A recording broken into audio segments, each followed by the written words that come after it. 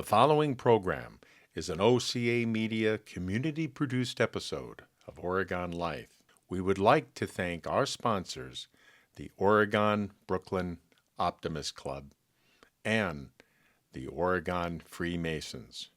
We are proud to have you as our sponsors.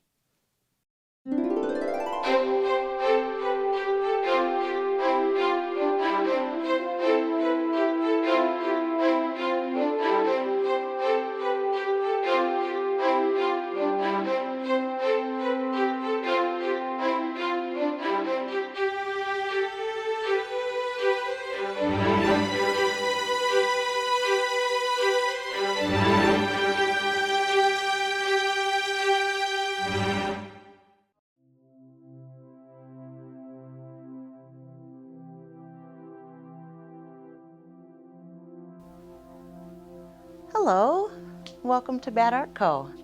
Let me show you around.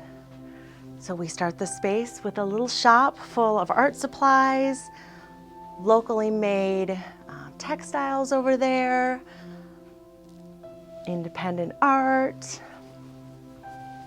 We've got hand-dyed tie-dye, handmade sweaters and jackets, and a few thrifted and vintage items just for fun. Local art throughout the space.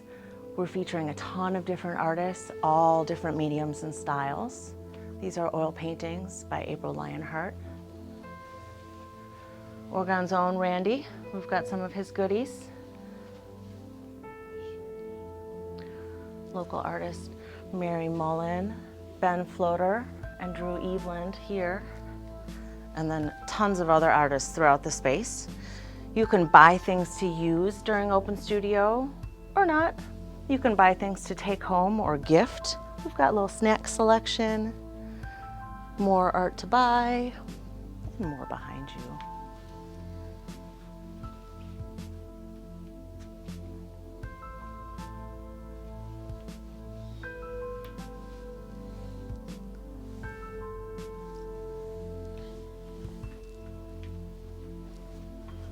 So we love to do community art projects here.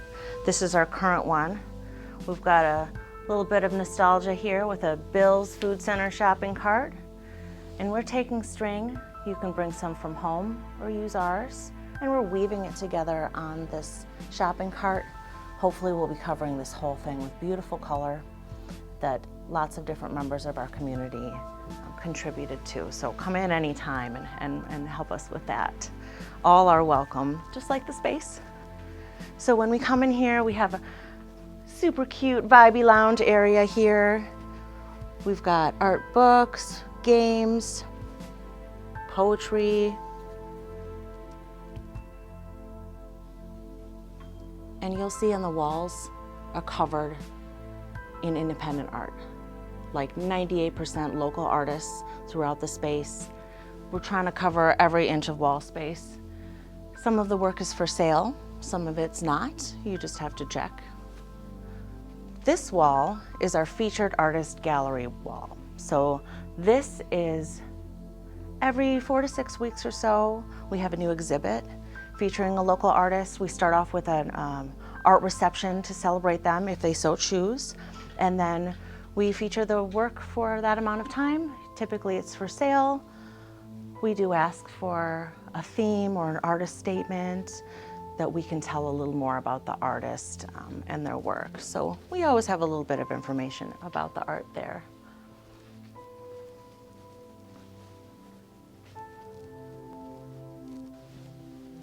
So you can come in anytime and have a beverage. We have a full bar. We have great specialty cocktails that I came up with the recipes myself. Really enjoyed doing that. We have coffee, tea, soda, non-alcoholic cocktails, pretty much a little bit of everything on our menu. We're pretty proud of that. So you can come in and drink and not make art, or you can come in and make art anytime we're open. So Open Studio is independent art making.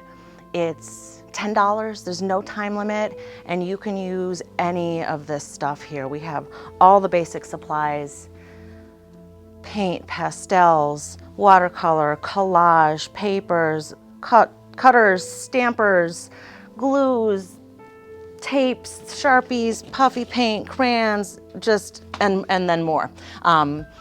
We've got paper and cardboard you can use. You can bring your own canvas, or we do have some available in the shop you could purchase, but that's not required.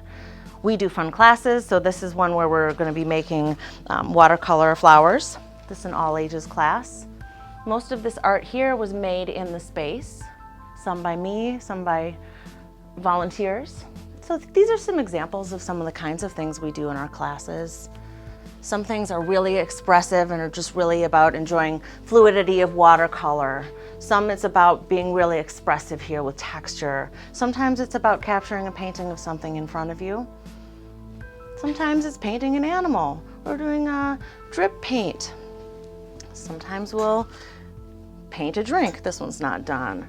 Or we'll do fun like seasonal. This was a family-friendly class we did recently. So all sorts of techniques and styles, mixed media owls. This one's a favorite. Instructor Kelly facilitates that class. So I am an instructor here, and Instructor Kelly and I conduct most of the classes ourselves, and we offer a lot of unique and different things to try. This is the community art project from last year when we opened, last summer. We were gifted a box of old vinyl records. That's what these are. I listened to a lot of them before destroying them, and they needed to be destroyed. There weren't good ones. So different members of the community came in and painted a record, and there was no directive other than paint what you want. So these are acrylic paint done by community members last year, and we love how this turned out here. We also have this great little space back here. It is a private room you can rent, or I also use this for one-on-one sessions. So we have our own space away. You can come here and make art. We can have small parties in here. You can just relax and have a drink with a friend and chat away from the chaos of the outside world. So this space is available. You can book it on our website, or you can just come on in and use it. So private groups also have access to this small kitchenette space. Guests are also welcome to bring in food or snacks anytime, but private parties love to bring in a cake and some snacks, and we have this clean spot separate from the art making that they're welcome to use. Let's go try some drinks. I have a couple recipes that I came up with myself.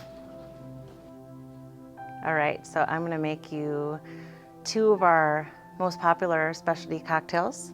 They are my recipes that I came up with last year when we opened.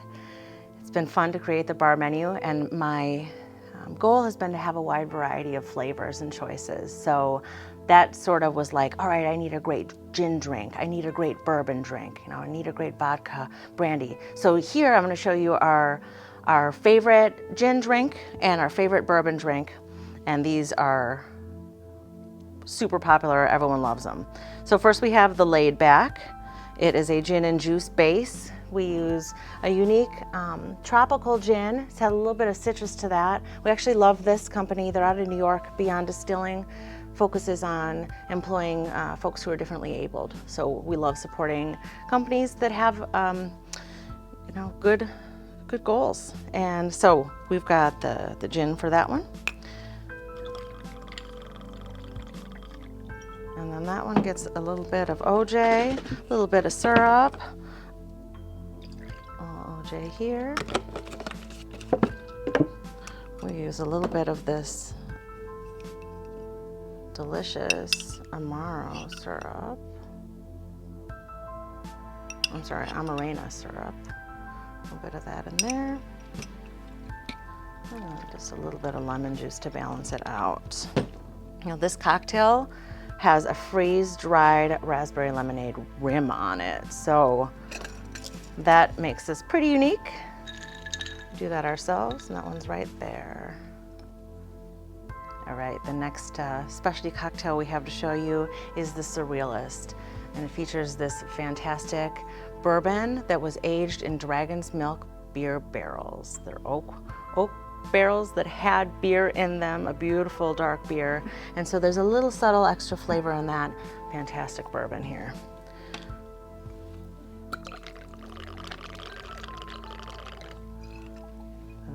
a little bit of cranberry juice in this one.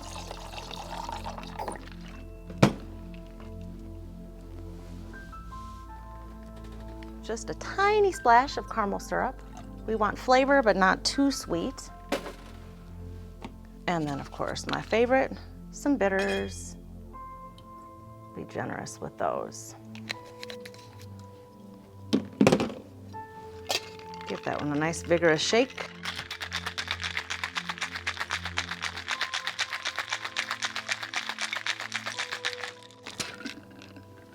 Serve it straight up or on the rocks if you like.